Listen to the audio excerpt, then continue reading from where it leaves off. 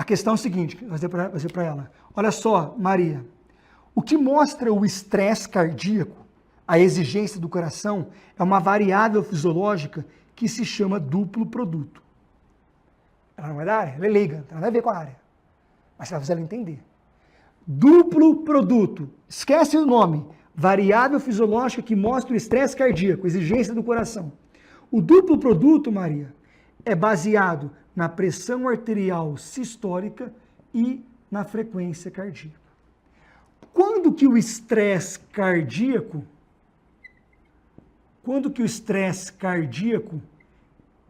estará elevado em repouso? Quando em repouso estiver elevada a pressão sistólica e ou a frequência cardíaca.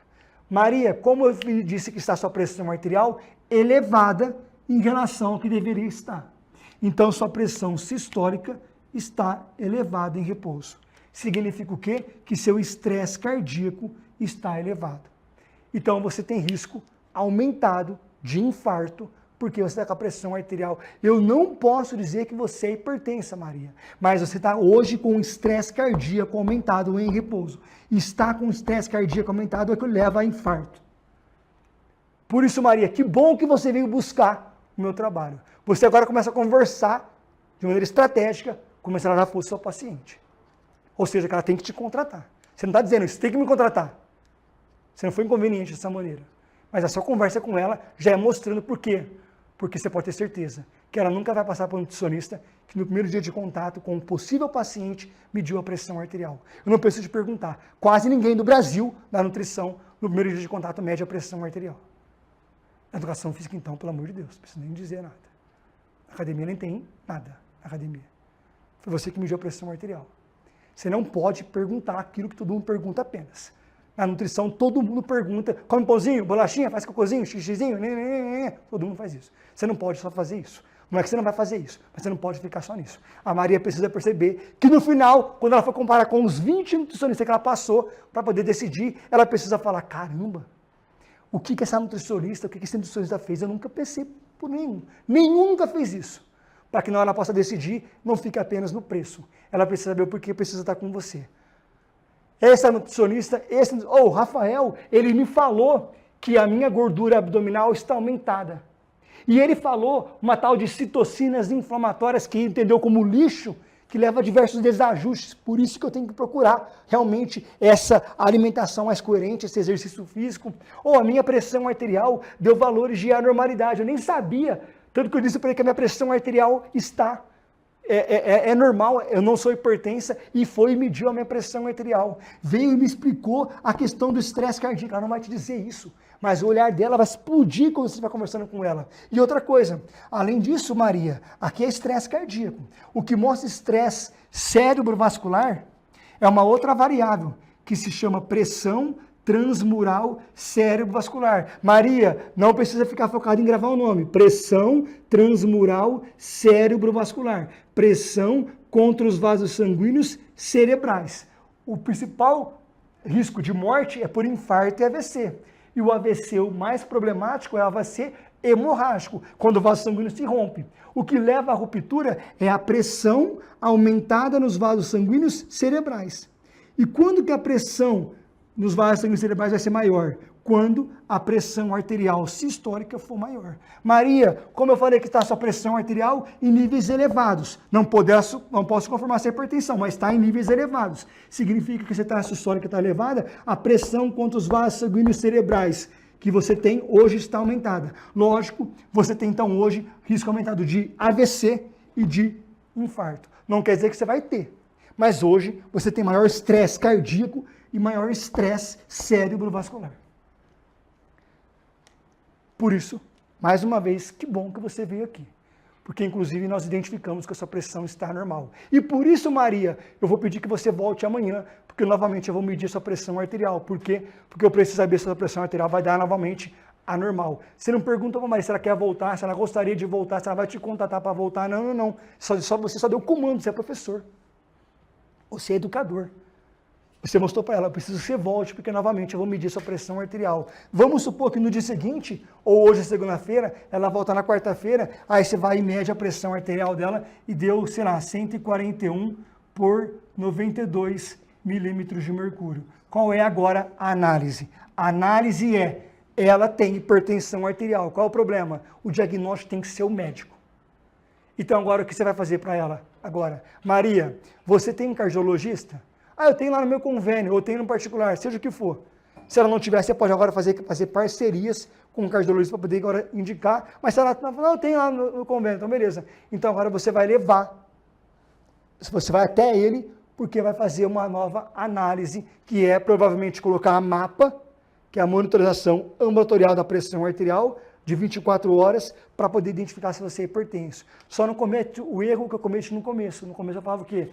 Busca lá o cardiologista. Aí ela ia, saiu o diagnóstico de hipertensão. Quem ficou com a moral? O médico. E eu, me fudi. Agora o que eu faço? Uma cartinha junto. A Maria, no primeiro dia de contato, dia 10, segunda-feira de manhã, pressão arterial de repouso, 142 por 93 milímetros de mercúrio.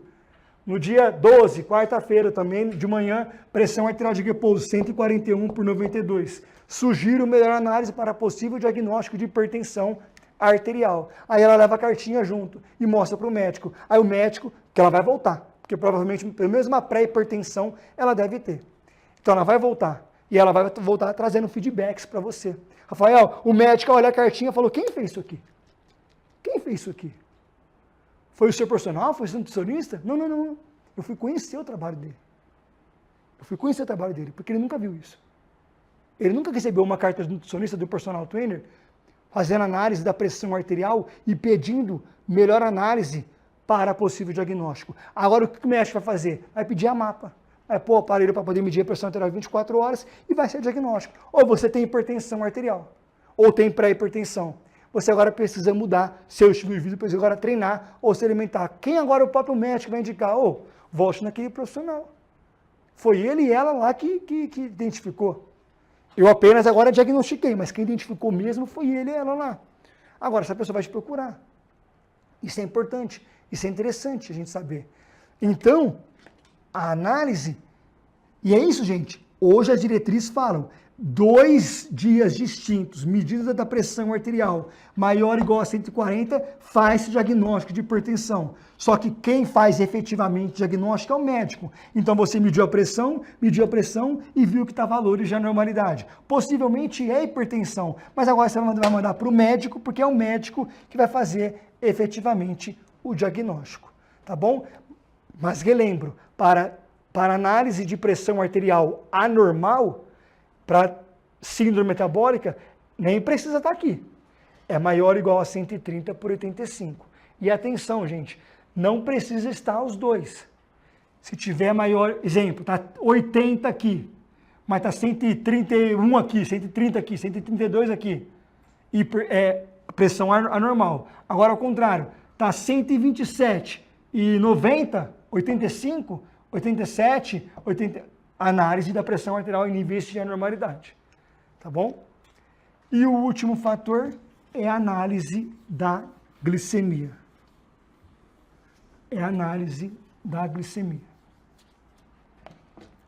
Na consideração da síndrome metabólica, é a glicemia de jejum. O que é a glicemia de jejum? Pelo menos 8 horas sem se alimentar. O que é valor normal de glicemia de jejum? O valor, deixa eu colocar o que é o valor anormal da glicemia de jejum. É quando dá maior ou igual a 100 miligramas por decilitro.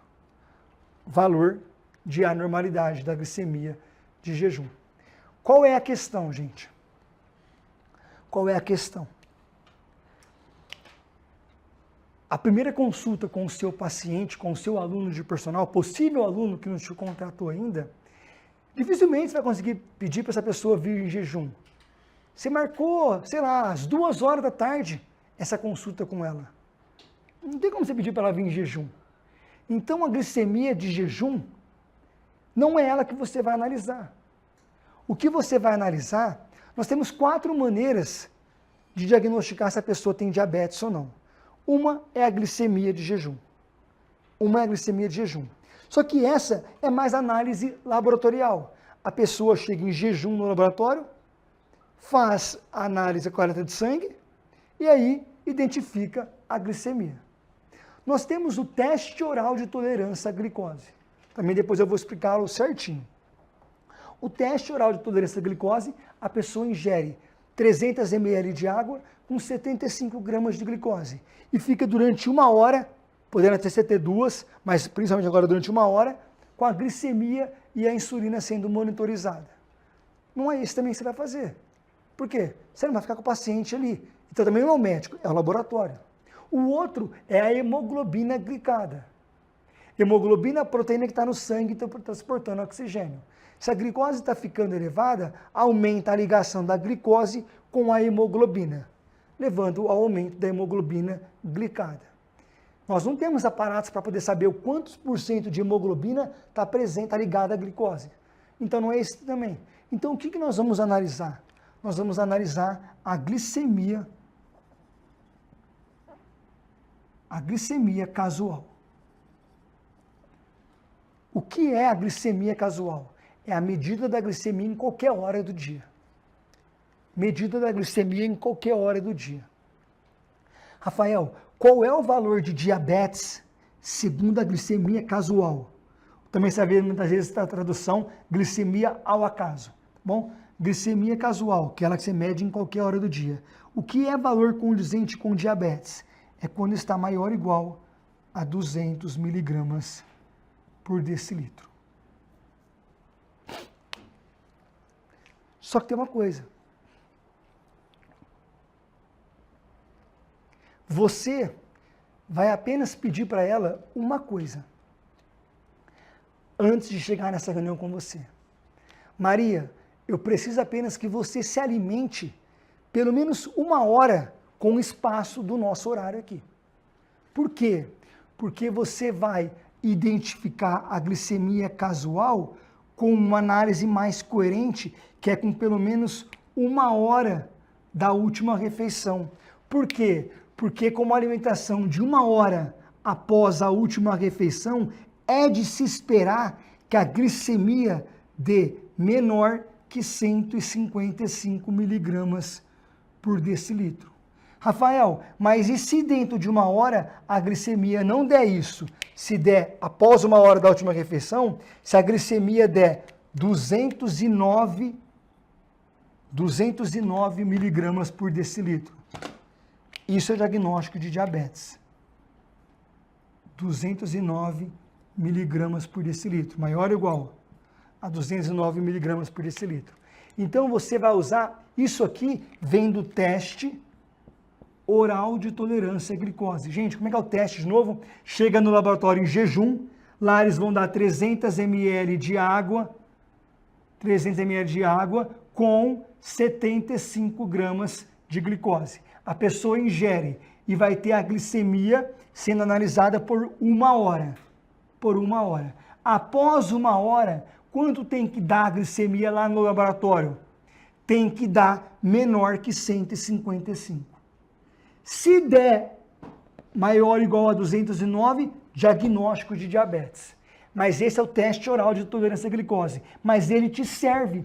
Por que é feito esse teste com essa quantidade de glicose? Porque a análise é o seguinte: se eu te der 75 gramas de glicose, a pessoa que mais gosta de doce tem dificuldade de fazer esse teste. A análise é, se eu te der essa quantidade de glicose e a sua glicemia após 1 hora estiver normal, em qualquer coisa no seu dia vai dar normal.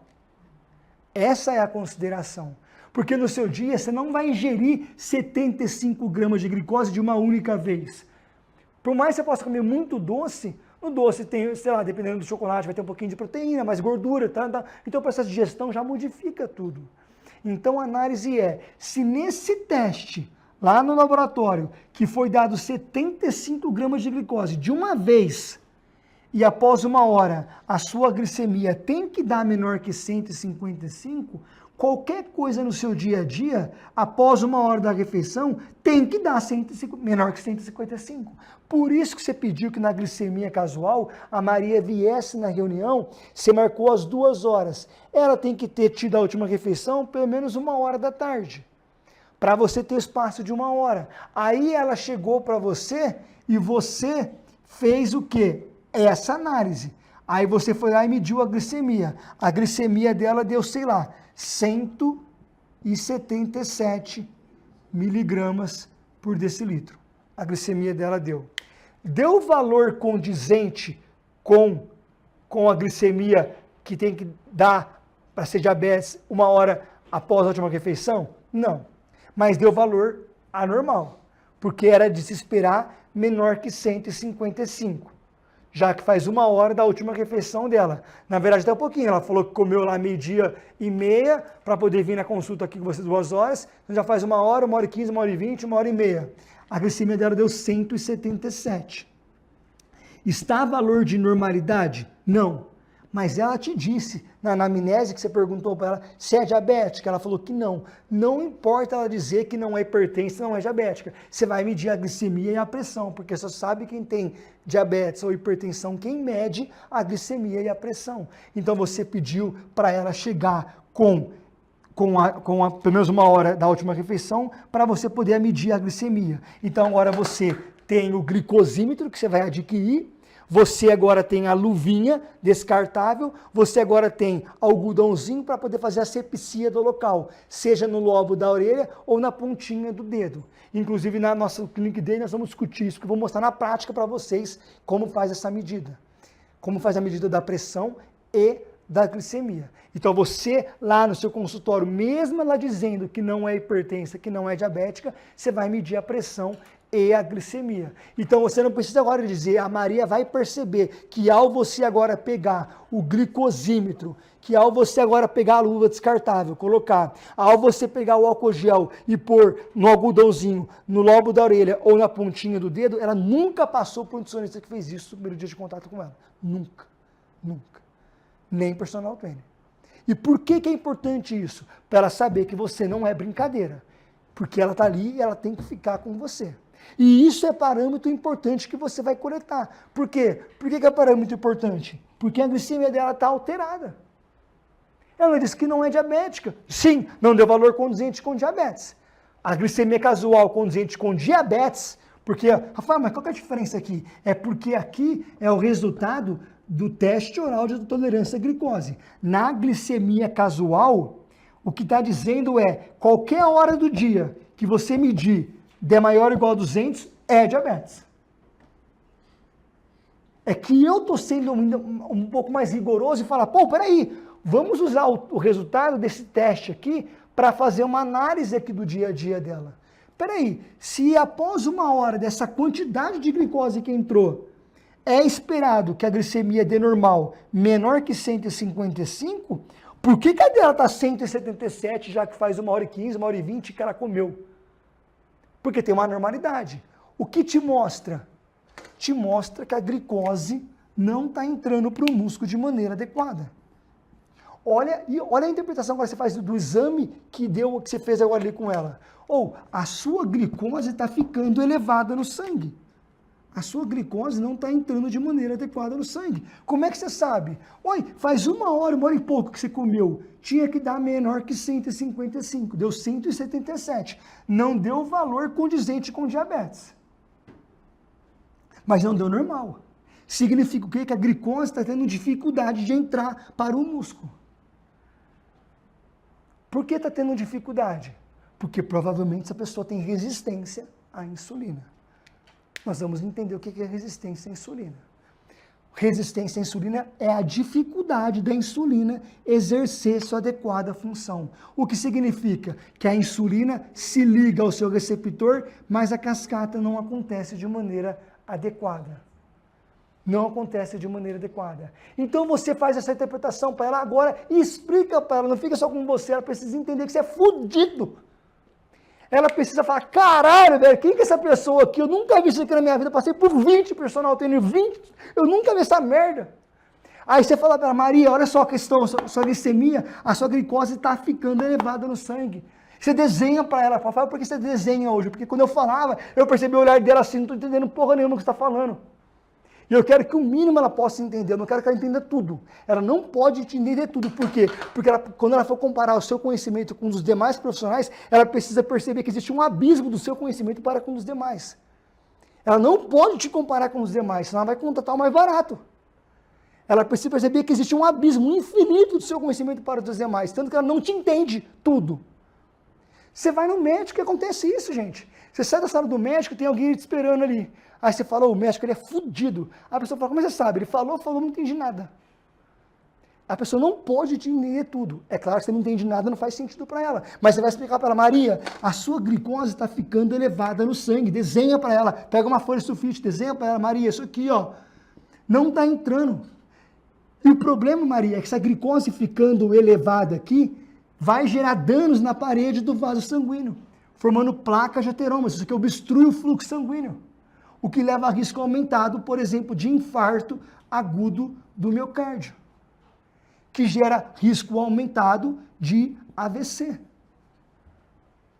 Porque essa glicose tinha que estar em menores níveis aqui. Aí você explica, Maria, por que não está entrando? Você fala como se fosse da área quase. Maria, por que não está entrando? É porque você tem problema aqui, ó, nessa cascata da sinalização aqui, porque tem que entrar com o músculo.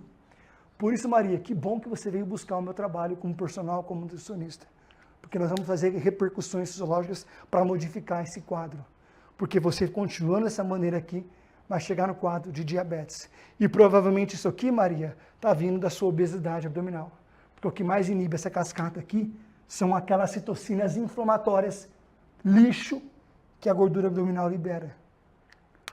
Por isso que, inclusive, eu medi a sua glicemia. Rafael, o meu paciente, para ter síndrome metabólica, tem que ter os 5 fatores? 3 desses 5. Quais são os 5? Obesidade abdominal, triglicerídeo, colesterol, HDL colesterol, pressão e glicemia. Se ele tiver 3 desses 5, ele tem síndrome ou ela tem síndrome metabólica. O que é isso? Um conjunto de fatores que aumenta o risco cardiovascular. Então a nossa discussão foi apenas para poder mostrar o diagnóstico. Agora a gente começa a nossa aula. Que agora é entender isso aqui. Já tem o valor da minha consulta. A nossa missão agora é essa. Então sejam bem-vindos em casa, sejam bem-vindos aqui. Agora começa a nossa aula. Agora nós vamos entender cada um desses parâmetros, como a gente vai tratar cada um desses parâmetros aqui. Beleza? Porque a intenção foi apenas mostrar o diagnóstico de síndrome metabólica. Gente, de novo, no primeiro dia de contato dá para você fazer isso. Não dá para você fazer aqui, nem aqui. Aqui é perfil lipídico. Aqui é perfil lipídico. Se ele trouxer exames recentes, nos últimos 6 meses, show. Não trouxe, não tem problema. O que você vai fazer no primeiro dia de contato? Medida da obesidade abdominal, por meio da circunferência, pressão e glicemia. É isso que você vai fazer. E já vai sair parâmetros ali importantes para você. De novo, diagnosticar diabetes ou hipertensão é efetivamente o médico. Mas você já identifica anormalidades até depois para poder mandar para o médico. E você pode ter certeza, não precisa perguntar. No curso no Brasil todo, na nutrição e educação física, quase ninguém da educação física e nutrição faz isso. Na medicina também não. Ou se algum médico já, no primeiro dia de contato, pelo amor de Deus, você nunca viu. Então, você fazendo isso. É você mostrando o seu diferencial. De novo, sempre a intenção é que a gente possa ir embora daqui com esse pensamento. O seu possível paciente, ele vai te contratar se ele perceber que você é fudido, que você faz aquilo que quase ninguém faz. Ele não pode te comparar como mais um personal, como mais um nutricionista, jamais. Ele precisa perceber que o que você faz, quase ninguém faz. Mas se a gente ficar perguntando, bolachinha, come, pãozinho, faz cocôzinho, xixizinho, não dá. A gente pode até fazer, mas vai ter que ir muito além disso, tá bom? Galera do YouTube, nós estamos agora numa live aqui também com o YouTube, 1 hora de live aqui para vocês. Nós estamos discutindo aqui sobre síndrome metabólica. Então, agora a gente viu a parte de quais são os parâmetros para diagnosticar síndrome metabólica. Então, síndrome metabólica, fechamos aqui, é o conjunto de fatores que aumenta o risco cardiovascular. Quais são os parâmetros, quais são os fatores? Obesidade abdominal, triglicerídeo, HDL colesterol, pressão arterial e glicemia. Tem que ter a normalidade nos 5 fatores? Não. Tem que ter a normalidade em 3 desses 5 fatores. O que é valor de obesidade abdominal no que tange a normalidade? É quando homens estão com a circunferência de cintura maior ou igual a 102 centímetros e mulheres maior ou igual a 88 centímetros. O que é triglicerídeo anormalmente elevado? É quando está maior ou igual a 150 miligramas por decilitro. HDL, quando homens estão com HDL menor que 40 e mulheres menor que 50. Pressão arterial, o que é valor condizente com alteração da pressão arterial? É quando a pressão arterial sistólica está maior ou igual a 130 e a diastólica maior ou igual a 85 milímetros de mercúrio. E o que é uma glicemia alterada? É quando a glicemia de jejum está maior ou igual a 100 miligramas por decilitro. Mas na nossa prática, como personal, como nutricionista, nós vamos atrás da glicemia casual, que é a glicemia que a gente faz a medida em qualquer hora do dia.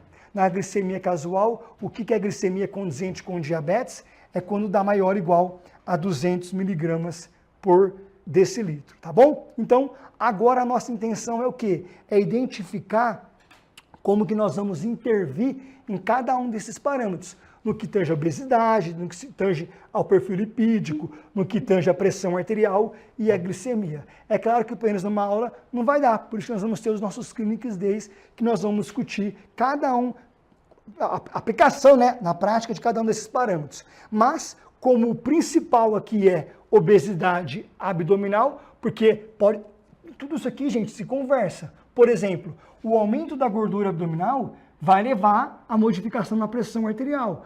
O aumento da gordura abdominal modifica a glicemia. O aumento da gordura abdominal modifica o perfil lipídico. Mas também, perfil lipídico alterado modifica a glicemia, modifica a pressão arterial. Então, tudo isso aqui é uma combinação.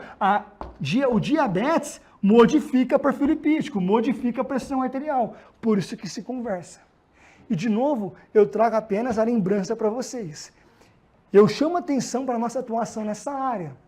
Por quê, gente? Porque essa área nós temos a possibilidade de mostrar o nosso diferencial. Eu venho batendo muito nessa tecla. Se a gente ficar apenas na área da estética, nós estamos fadados ao fracasso. Por quê?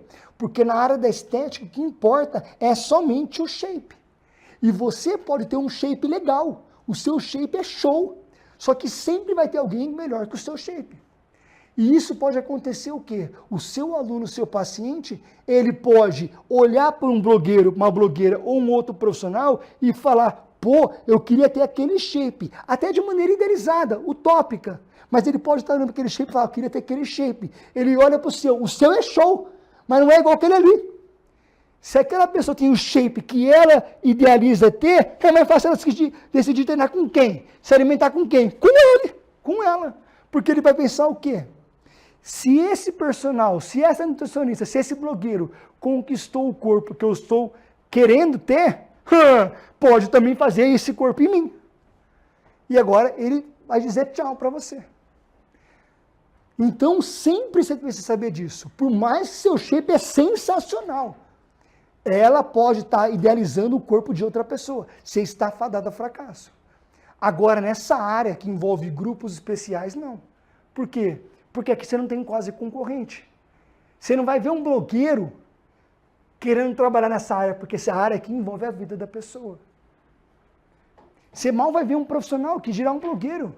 Ou você já viu algum blogueiro falando para você, ó, você que tem resistência à insulina, você então que tem a cascata para ativar a GLUT4, sendo menos ativada, porque eu tenho agora aqui citocinas inflamatórias como TNF-alfa, interleucina 1 beta, resistina, inibindo a cascata, fazendo com que a glicose fique elevada no sangue, e isso aumenta a hemoglobina glicada, gera mais citocinas inflamatórias, que gera danos na parede do vaso sanguíneo. Você não tem blogueiro fazendo isso.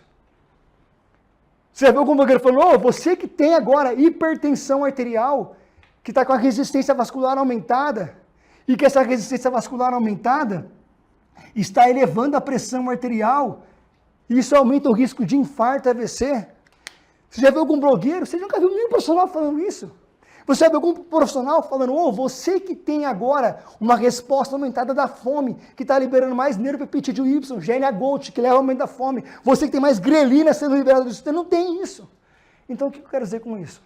A área de atuação que você pode olhar mais é essa área de grupos especiais. Você não tem concorrente.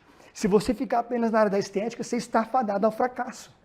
Se você não tem o corpo que a pessoa está idealizando, você vai perder o aluno.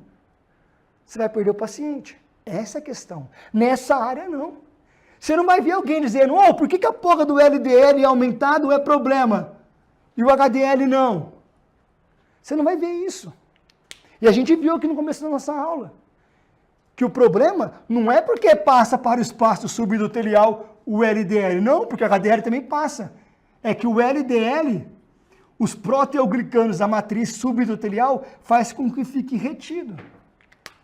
Então essa é a questão, da gente entender cada um desses parâmetros. Então nós vamos entender agora a análise da obesidade abdominal, depois do perfil lipídico, depois da pressão arterial e da glicemia. E é entender a análise do ponto de vista, inclusive, medicamentoso. Para que a gente possa compreender por quê. Porque vai ter remédios que podem ajudar ou prejudicar a sua intervenção. Você está pensando que a dieta geraria aquele déficit calórico? E pode ser que não gere. Porque ela faz uso de um remédio para hipertensão arterial ou para doença cardiovascular que ela tem, que pode prejudicar sua resposta de emagrecimento. Então, começamos agora a nossa análise pela obesidade abdominal. Por exemplo, a minha dificuldade, eu não sei dos colegas aqui, né? Mas, por exemplo, eu entendo tudo que você está falando. Mas na hora que eu vou explicar tudo isso, eu não consigo. Mas eu acho que... desenrolar. Mas eu acho que talvez a questão é um pouco que a sua explicação para ela, não, é porque, assim, estou explicando para vocês que são da área, profissionais. Para ela, para a pessoa, é apenas para ela poder entender a dimensão do que é o impacto da obesidade.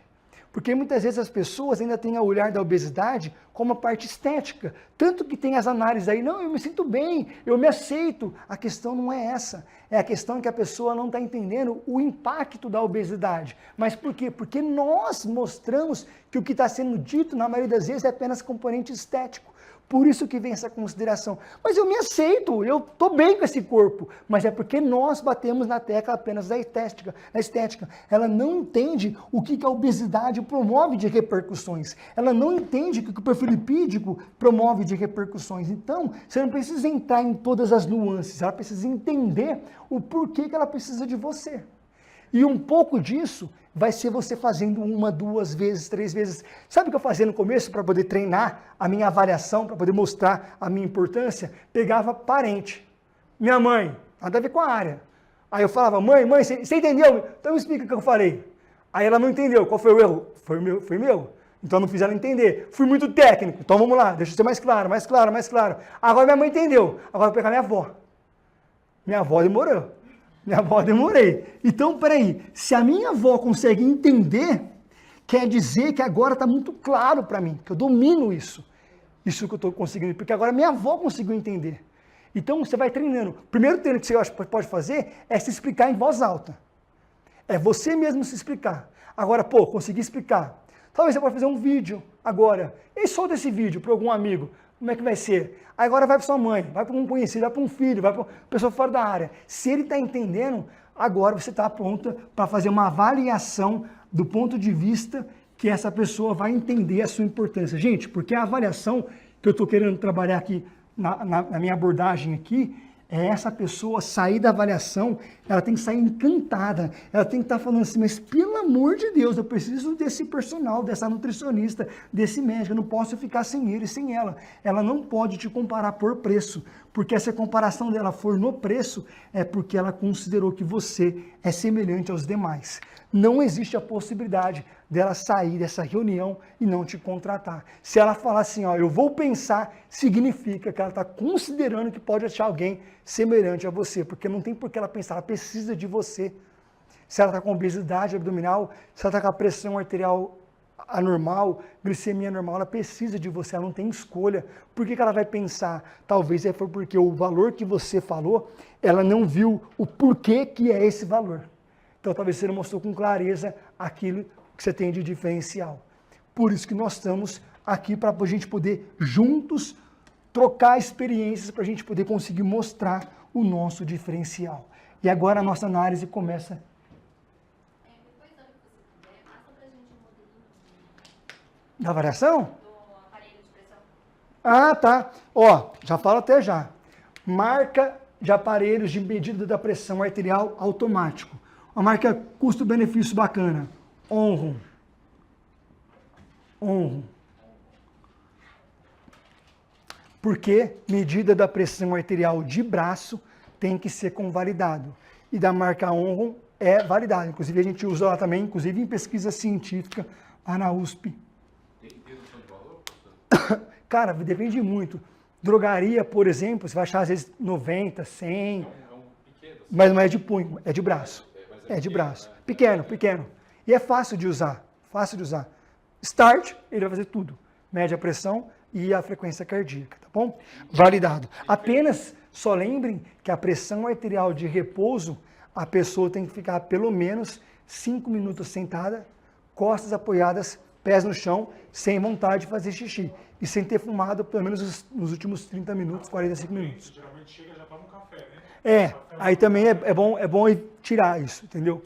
Porque tem gente que pode ter maior sensibilidade ou menor sensibilidade. Tem diferença do punho pro braço? O de punho não é validado. Então, em tese, para a ciência, o de punho que deu, você desconsidera. Mas se meu paciente tem para medir em casa, tudo bem. Ele ter, beleza. O que a gente não pode é nós termos, tá bom? O de glicose, que é o glicosímetro, né? Marcas que eu indico. Eu tenho 2 aparelhos, então eu indico esses 2. Um é da Accu-Chek. Eu esqueci como é que se escreve Accu-Chek direito, tá bom? É 2 Cs aqui, né? Não são? Não sei se são 2 Cs aqui, eu acho que aqui é o... Então é assim, né? Esse é uma marca que eu indico, e o outro que eu indico é o da Bayer. Todos com selo do Inmetro, todos então validados, tá bom? Accu-Chek e Bayer, e eu vou mostrar depois para vocês, porque tem 2 possibilidades. Eu gosto de fazer a coleta de sangue. Outra pergunta que pode ter em casa e que pode ter aqui presencialmente. Rafael, nós podemos fazer essa medida da pressão e da glicemia? Gente, quem é hipertenso mede a pressão arterial sozinho, que dirá com nós, profissionais da área da saúde. Então essa pergunta não faz nem sentido. Por quê?